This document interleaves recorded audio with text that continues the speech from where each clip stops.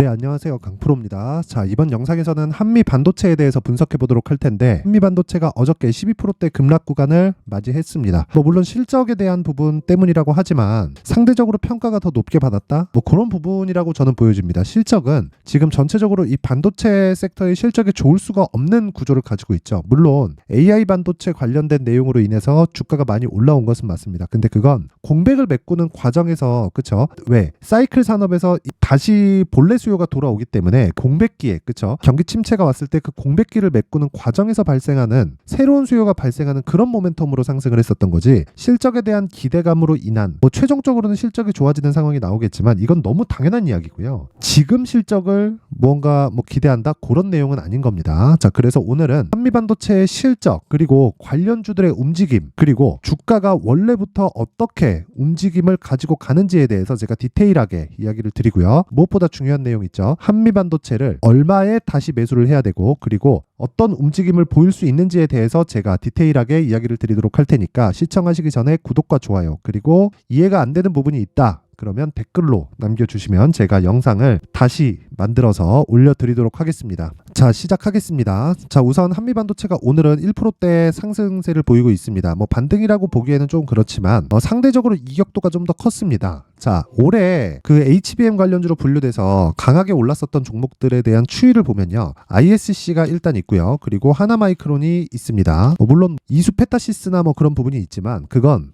기판, 그쵸? PCB 관련된 거기 때문에, 그쵸? 내용이 좀 다르다고 볼 수 있고요. 그리고 제가 이야기를 드리는 요 내용은 ISC 같은 경우에도 그렇고 하나 마이크론 같은 경우에도 그렇고 HBM 관련주로 분류가 돼서 굉장히 큰 폭으로 강세를 보인 종목들 중에 하나입니다. 근데 그 중에서 한미반도체가 가장 많이 올랐어요. 근데 실적에 대한 실적 경고가 딱 나오면서 어떻게 됐죠? 12% 급락을 했습니다. 자, 근데 이거 자체가 저는 개인적으로 좀 웃기다고 생각하는 게, 빠지는 건 당연합니다. 빠지는 건 당연해요. 왜? 실적이 안 좋으니까. 그런데 한미반도체가 실적에 대한 기대감이 올해 있었을까요? 그게 아니라는 거예요. 어떤 이야기냐면 한미반도체가 올라가게 된 이유는 HBM 때문인데, 그쵸? HBM 때문인데 HBM은요, 새로운 수요가 발생한 겁니다. HBM은 어디 들어가나요? AI 반도체, 그쵸? 그럼 AI 반도체는 뭐예요? GPU입니다. GPU는 지금 새로운 무언가가 발생한 건가요? 그것도 아니에요. 지구상에서 만드는 데가 딱 두 곳이에요. 엔비디아가 있고요. 그리고 AMD. 이렇게 딱 두 곳입니다. 두 군데가 있는데 엔비디아 쪽에 거의 석권하다시피 했죠. 근데 일반 개인용 PC에도요, 그쵸? AI 반도체에서 HBM이 빠진 모델이 들어갑니다. 들어가요. 그러니까 일반 개인용 PC에도 GPU가 들어간다는 소리죠. 자, 그렇다는 건 한미 반도체의 장비를 사용한 하이닉스의 그래픽 DDR 메모리가, 그쵸? 그래픽 DDR 메모리가 이미 AI 반도체로 사용하는 지포스 제품에 탑재가 된다는 이야기예요. 그쵸? 근데 새로운 수요가 발생을 했다. 그게 AI인 겁니다. 자, 그러면 경기 침체 구간을 겪으면서 주가가 먼저 빠졌고요. 그리고 먼저 빠지는 과정에서 무슨 일이 발생을 한 거냐면 AI 반도체라는 새로운 수요가 발생할 수 있는 내용이 나오니까 경기 침체 구간에 교체 수요가 뒤로 밀렸고 언젠가는 교체를 해야 되고요. 여기는 서버 시장도 있고 클라우드 시장도 있습니다. 그러니까 기본적으로는 일반 서버 시장, 그리고 클라우드 시장, 그리고 일반 개인용 PC, 이렇게 세 가지 사이클을 가지고 있었는데 AI라는 새로운 사이클이 도니까 여기에 실적이 플러스 되는 거잖아요. 근데 이 플러스 되는 실적보다 3년 터울로 갔을 때, 그쵸? 보통 한 3년에 한 번씩 교체 주기를 맞이하니까요. 클라우드 같은 경우에도 교체 주기를 잘 지켜주지 않으면 어떻게 되겠습니까? 이용자가 떠나겠죠. 그렇죠. 이 장치 산업은 항상 장치를 업그레이드를 계속해서 시켜줘야 됩니다. 이 내용을 알고 있어야 되고, 그리고 제가 이야기를 드리는 내용은 새로운 수요에 대한 부분은 굉장히 강력하다. 왜? 플러스 알파를 받을 수 있기 때문이에요. 이 플러스 알파를 적용시켰을 때 기존에 1, 2, 3의 수요가 있었던 거에서 4가 붙으니까 이 중간 사이사이 공백을 메꿀 수가 있어지잖아요. 그런 부분을 가격이 선반영을 했다. 근데 자, 보세요. ISC 같은 경우에는 올해 초에, 그쵸? 한 3만 원 정도에서 고가 11만 6천 원이니까 대략 3배에서 4배 정도 상승 구간을 가져간 거고, 한미반도체는 여기 10,000원 초반부터 6만 7천 원까지니까 6배에서 7배 정도 시세가 나온 거고요. 그리고 하나 마이크론 같은 경우에는 내용이 좀 다르긴 합니다. 뭐 8,000원 정도에서 35,000원까지니까 3배에서 4배 정도. 그쵸? 자, 그렇다 보니까 상대적으로 한미반도체가 더 많이 올랐죠. 물론 많이 올라간 이유도 있습니다. 그쵸? TC 본더 장비인데 요건 패키징 장비예요. 패키징은 후공정에서 필수적으로 거쳐야 되는 그 공정이라고 보시면 되고요. 무엇보다 TC 본더 쪽에서는요.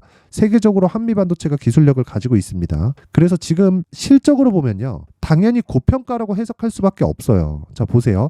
올해 예상치가 289억밖에 안 됩니다. 1분기 21억, 그리고 2분기에 112억, 3분기에 29억. 그쵸? 그리고 나서 여기 보세요. 올해 예상치가 289억밖에 안 돼요. 이익이. 그렇죠. 그냥 계산하기 쉽게 300억이라고 잡고 곱하기 10, 3천억. 그렇죠. 곱하기 또 10, 3조. 그렇죠. 여기서 곱하기 2를 하면 한미반도체의 시가총액 한 6조 정도가 나옵니다. 그렇죠. 그러면 높은 밸류에이션을 가지고 있죠. 높은 밸류에이션을. 올해 실적 대비해서. 근데 내년에는 1,000억까지 회복을 합니다. 1,000억까지 회복을 했을 때는 한 60배 정도의 PER로 낮아지게 됩니다. 낮아지게 돼요. 지금 6조 수준으로 봤을 때. 자, 그러면 평균적으로, 그쵸? 평균적으로 어느 정도의 PER을 받는 걸 우리가 보는 거는 의미가 없어요. 그건 의미가 없고, 제가 의미를 가지고 보는 그 내용은 뭐냐면요. 하이닉스의 실적입니다. 실적에 대한 구조가 어떻게 될까요? GPU가 나오고요. GPU에 HBM이 들어갑니다. 그쵸? HBM이 들어가고, HBM을 만드는데 한미반도체의 TC본더 장비가 들어가는 거예요. 이 장비가 필요한 겁니다. 그러면 HBM은 하이닉스에서 만들고, TC본더는 한미반도체에서 만들고, GPU는 어디서 만들어요? 엔비디아에서 만든다. 그러면 엔비디아의 실적이 먼저 턴어라운드 되고요. HBM을 만드는 하이닉스의 실적이 엔비디아에서 실적을 내려주는 걸로 그 이후에, 그쵸? 그 이후에 턴어라운드가 되고, 그리고 나서 한미반도체의 실적이 턴어라운드가 됩니다. 근데 한미반도체가 하이닉스 측에서 얼마나 중요한 위치를 차지하고 있는지가 과거 실적에서 나오는데, 이렇게 돈 벌었습니다. 요게 아니라 마진율 보세요. 5년치 마진율 볼까요? 자, 26%, 18년도, 19년도 11%. 요때는 반도체 슈퍼사이클이 끝나고 나서, 그쵸? 침체기를 겪었을 때죠. 그쵸? 그때 부분이고, 2020년 25%, 그 다음 32%, 그 다음 34%입니다. 이게 어떤 걸 의미할까요? 하이닉스 같은, 그쵸? 하이닉스 같은 대기업에서 슈퍼갑이잖아요. 슈퍼갑에서 내려주는 마진율이 요 정도입니다. 자, 그럼 제가 비교를 위해서 자동차 부품주에 대한 마진율을 한번 보여드릴게요. 자, 잘 보세요. SL 봅시다. SL을 보면, 자, 보이시나요? 현대차의 실적이 올해 좋죠. 그쵸? 올해 좋고, 그리고 작년부터 턴어라운드에 성공을 했습니다. 현대차의 실적이 거의 한 10년 만이에요. 현대차 실적부터 볼게요. 자, 보세요. 2.5, 3.4, 2.3, 5.6, 6.89 이렇게 나오죠. 근데 아진산업 한번 보세요. 이렇게 나온단 말입니다. 2.2, 6.3, 3.3, 2.8, 7.7. 그쵸? 22년도에 가파르게 떴죠. 아진산업도 자동차 부품주고요. 그리고 SL 같은 경우에는 뭐 범퍼나 그런 쪽을 만드는데 0.29 딱 수만 슈게 만들어놨죠. 그쵸? 1.93, 3.72, 3.68, 4.74 이렇게 나온단 말이에요. 올해 굉장히 큰 폭으로 증가를 했죠. 그래갖고 주가 어때요? 아이고, 이게 추가를 해놓으니까 그런 겁니다. 자, 그래서 올해 올라간 거예요. 그쵸? 올해 아직 확정 실적이 발표되지도 않았는데 주가는 이렇게 먼저 반영한다는 거죠. 자, 그러니까 우리가 봐야 될 내용은 한 가지만 보면 되는 겁니다. 한미 반도체는요, 조정을 받아야 되는 것은 맞다. 하지만요, 상대적으로 비싼 부분에 대한 조정을 받는 거지 주가가 무너지진 않는다. 언제까지라고 본다면 하이닉스의 실적이 턴어라운드 될 때까지다.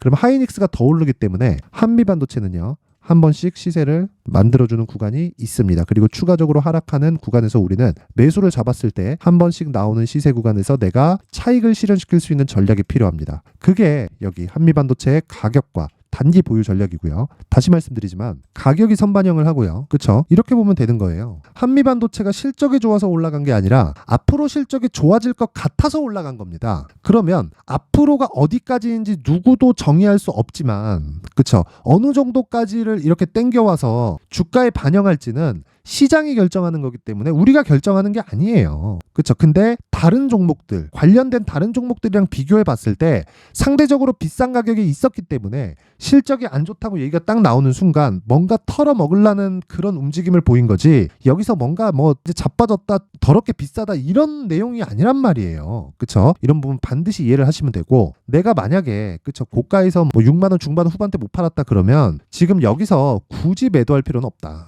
굳이 매도할 필요는 없고 추가적으로 갔을 때 내가 물량을 추가적으로 늘릴 수 있는 전략이 필요한 거고요. 만약에 내가 굉장히 이 큰 물량을 고가에 물렸다 그러면 내가 추가할 수 있는 정도까지만 조금만 줄이면 됩니다. 조금만. 그래서 제가 그 내용을 여기 한미반도체의 가격과 단기 보유 전략으로 준비를 해온 거고, 이 내용까지 포함이 되면 영상의 길이가 너무 길어질 수 있기 때문에 제가 여기 19페이지에 걸쳐서 디테일하게 내용을 준비를 했으니까 영상 상단에 있는 전화번호로 숫자 3이라고 문자를 보내주시는 분들에 한해서만 제가 한미반도체의 가격과 단기 보유 전략을 공유해 드리도록 할 테니까, 자, 요거 딱 받아 가셔가지고 똑같이 매매를 하시면 되는 겁니다. 그쵸? 요렇게 하면 되는 거고, 무엇보다 실적에 대한 구조는요, 엔비디아부터 진행이 되고 그 다음 하이닉스, 삼성전자, 그리고 한미반도체를 포함한 반도체 소부장 쪽으로 진행이 되는 겁니다. 근데 그 중에서 한미반도체는 단연 탑티어라고 볼 수 있습니다. 이익률이 그걸 증명해주고 있다. 그쵸? 이걸 어디서 내려줘요? 하이닉스 그리고 삼성전자에서 내려주는 그런 이익률입니다.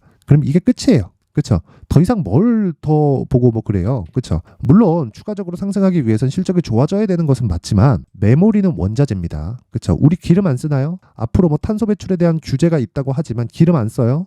그쵸? 기름 씁니다. 탄소 배출을 낮추자는 거죠. 없을 수는 없어요. 사용을 하는 거기 때문에 지금 너무 비싸서 뭐 급락 구간이 온다.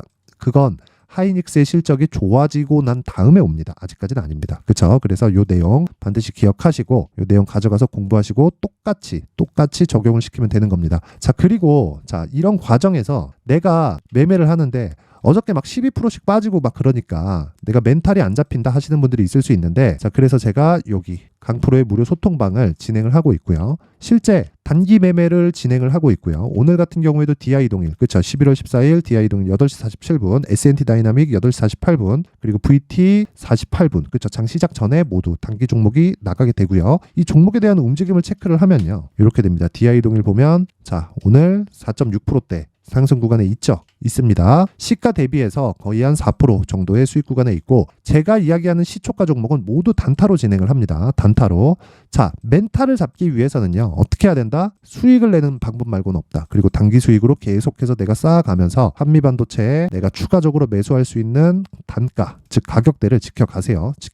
이게 가장 중요합니다. 무조건 지켜가셔야 됩니다. 그리고 뭐 그 다음도 뭐 비슷합니다. 오늘 뭐 제가 뭐 상한가를 잡거나 그런 부분은 오늘은 없는데 내용만 한번 보겠습니다. S&T 다이나믹도 보면 지금 한 3%대 수익 구간, 그쵸? 시가 대비해서 뭐 한 3% 가까운 수익 구간에 있고, 그리고 당연히 저는 종가에 매도를 예정하고 있고요. 뭐 한 10%, 15% 뭐 또는 뭐 20%씩 올라가서 고가에서 한 5%짜리 매물을 한 방 맞는다. 그랬을 때는 한 10%에 정리하는 거고요. 상한가까지 달린다 그러면 그때 가서 하루도 보유하고 1박 2일 코스로 진행을 하면 되는 겁니다. 그리고 VT 봅니다. 자, VT 내용을 한번 보면 VT도 4%대 상승 중이죠. 근데 이 내용 중에서 다 동일한 내용이 있습니다. DI 동일.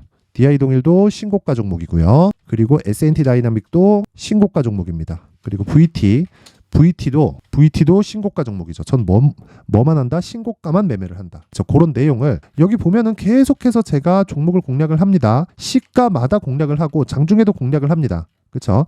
장중에도 공략을 하는데 뭐 칩셋 미디어 같은 경우에 어저께 10%대 수익이 터졌고요. 이것도 분야는 다르지만 반도체죠. 그렇죠? 그 IP 사업을 하는 이 반도체 쪽이라고 보시면 되고, 쭉 보면은 계속해서 제가 매매를 진행을 하고 있는 내용을 볼 수 있습니다. 여기 보면 DI 동일은 지난주 금요일도 공략을 한 종목이고요. 오늘 추가적으로 올라가니까 단타 확인할 수 있죠. 10일도 단타, 14일도 단타. 그렇죠. 그리고 지난 금요일 젠큐릭스 같은 경우에도요. 내용 한번 보시면 금요일 보이시나요? 하루에 10% 정도의 그쵸 종가 수익이 나오고 있다. 물론 다음 날 이렇게 장중고가 25%까지 추가적으로 올라갔지만 여기까지는 못 먹었어요. 그쵸? 못 먹었습니다. 딱 요날만 먹어도 10% 정도의 수익이 나온다. 이런 부분이 계속 반복돼야 내가 매매하는 구간에 있어서 심리를 잡을 수 있다. 자, 내가 가격적인 부분을 체크해서 심리를 안정시키고 싶다 하시는 분들은 무료 소통방으로 들어오세요. 자, 입장 방법은 참여, 상단의 번호로 참여라고 문자를 보내주시는 분들에 한해서만 제가 소통방 입장 링크를 공유해 드리도록 할 테니까 시청해 주시는 모든 분들이 상단의 전화번호 확인해서 참여라고 문자 보내주시면 되고, 자, 무엇보다 한미반도체 너무 걱정하실 필요 없습니다. 한미반도체는 반도체 종목이고요. 그리고 HBM을 포함한 D램을 만드는 공정 중에 핵심 공정을 담당하고 있습니다. 그리고 이익률 보셨죠? 하이닉스, 삼성전자에서 버릴 수 없다. 물론 하이닉스 쪽으로 납품되는 비중이 높기는 높은데 하이닉스의 실적이 계속 적자를 가지고 있는 한 한미반도체는 실적이 좋아지지 않아요. 근데 주가가 먼저 반영하고 실적이 실제 좋아지기 시작하면 주가가 떨어지기 시작할 겁니다. 그때가 아직 오지 않았다. 그걸 하이닉스를 보고 판단하면 되는 겁니다. 그 내용을 제가 디테일하게 다 준비를 해놨으니까 상단에 번호 확인하시고요. 무엇보다 모든 분들이 성공 투자하셨으면 좋겠고 걱정하지 마세요. 자, 이제 23년도 다 끝나가지만 매매를 하시면서 스트레스를 받으시는 분들이 있을 수 있습니다. 시장이 항상 그렇긴 하지만 그래도 제 구독자분들과 시청해주시는 분들을 위해서 앞으로 차기 주도주가 될 수 있는 대시세 종목을 준비를 해왔습니다. 단타나 짧은 수익만을 쫓다 보면요, 잦은 손절로 계좌가 망가지는 건 순식간이고요. 그만큼 수익하고는 거리가 멀어지겠죠. 장기간 유지하기가 어렵기 때문입니다. 결과적으로 주식시장에서 돈을 벌기 위해서는요, 어떤 계기를 만들어야 되는데 그 계기는 한 종목에 비중을 실어서요, 수익을 보는 것 말고는 없습니다. 쓸데없이 잦은 매매를 하지 말라는 이야기고요. 그리고 한 종목에 비중을 실을 수 있어야 된다는 겁니다. 그런데 이 비중을 실는 과정에서 성장 산업군에 대한 이해가 필요하다는 겁니다. 이 부분을 반드시 기억을 하셔야 돼요. 자, 이런 성장 산업에 대한 구조와 제가 앞서 말씀드렸던 신고가 그리고 선반영 구조에 대해서 이해를 했을 때 이런 매매를 할 수 있게 됩니다. 2월 7일 강프로의 대시세 종목으로 에코프로 매수가는 17만원 이에서 진행이 됐고요. 그리고 목표가는 50만원부터 자율 매도 구간으로 잡았죠. 예상 수익 범위가 200% 이상으로 되어 있는데 신고가 이후에 선반영 평균치가 200% 이상이기 때문에 그렇습니다. 자, 그런데 에코프로가 2차전지 양극재 기업이죠. 2차전지 양극재는 친환경이라는 범주 안에 속해 있다고 보시면 됩니다. 근데 제가 항상 이야기를 드리죠. 시세는 항상 연결된다고요. 앞으로 나올 대시세 종목도 이런 친환경이라는 성장 산업군에 포함되어 있어야 됩니다. 자, 이런 성장 산업군에 포함되어 있는 걸 확인한다면 이 내용처럼 세 가지의 공통점을 가지고 있습니다. 1년에 많은 종목이 발생하지 않고요. 그리고 세력들의 장기간 매집 구간이 확인돼야 되고, 그리고 상승하기 시작하면 평균적으로 3개월 정도의 상승 구간을 보이기는 하지만 제가 2개월이라고 작성을 해온 건 한 가지 내용 때문입니다. 한 달은 확인하는 과정이 필요하기 때문입니다. 이게 무슨 얘기냐면 성장 산업에 대한 부분 그리고 이런 공통점, 여기다가 기술적인 내용을 다 포함을 시키더라도 절대적으로 가격이 우선적으로 반영이 되는 것이기 때문입니다. 에코프로도 마찬가지예요. 장기간 하락하면서 최악의 국면을 거쳐왔고요. 이 구간에서 먼저 하락을 했다는 건 앞서 말씀드렸던 내용처럼 고가에 대한 부분이 아니라 저가, 즉 나쁜 부분을 반영한 이후에 신고가를 발생을 시켰다는 건 앞으로 좋을 부분을 반영이 되고 있다는 거죠. 그런데 본격적인 시세는 신고가 이후라고 말씀을 드렸고 지금은 매물 소화 과정을 보내고 있습니다. 앞서 말씀드린 대로 가격 먼저 분석을 끝냈죠. 그리고 나서는 정부 정책의 방향과 맞는지를 체크를 해야 되는 겁니다. 2023년 대시세 종목인 에코프로도요, 정부 정책의 방향에 맞는 종목이라고 볼 수 있겠죠. 물론 이런 종목들도요, 신고가 이후에 시세를 낸다는 건 반드시 기억하고 있어야 됩니다. 자, 이런 내용을 토대로 23년 상반기 에코프로와 같은 대시세 종목을 준비를 해왔습니다. 자, 하반기 대시세 종목은 영상 상단의 전화번호로 대시세라고 문자를 보내주시는 분들에 한해서만 공유해드리도록 할 테니까 영상 상단의 전화번호 확인해서 하반기 대시세 종목으로 큰 수익 내셨으면 좋겠습니다.